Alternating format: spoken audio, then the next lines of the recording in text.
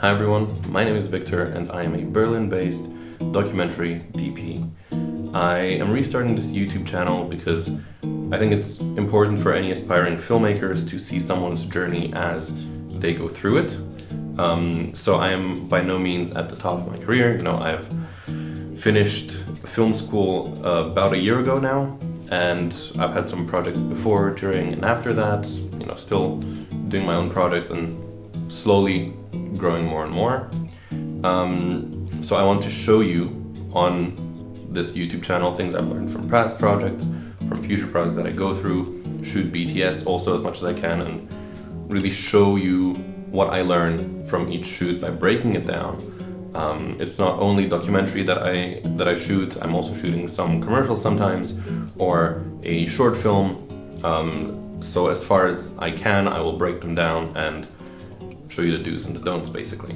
Of course, I will also talk about equipment, the equipment I use, new stuff that I discovered that's maybe not so talked about, and not just camera equipment, but any other stuff that might help me on my shoots that I definitely recommend.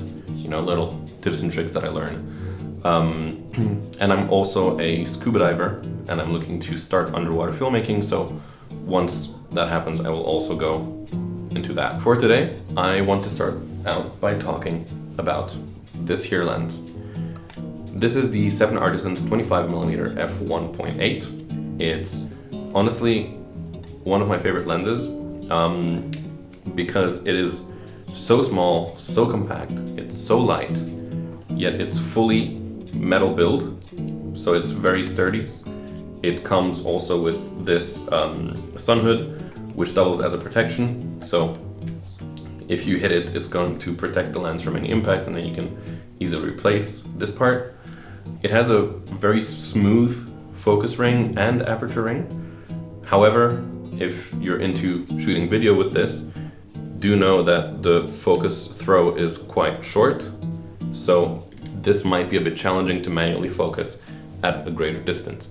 It is a fully manual lens, so that means it doesn't have autofocus, it doesn't have electronic aperture control, everything is fully manual. Personally, I quite like that. It probably also reduces the size and weight of it quite a lot. But the most important thing about this lens is the look.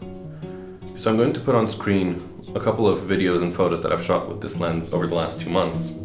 And you will really see how nice this lens is.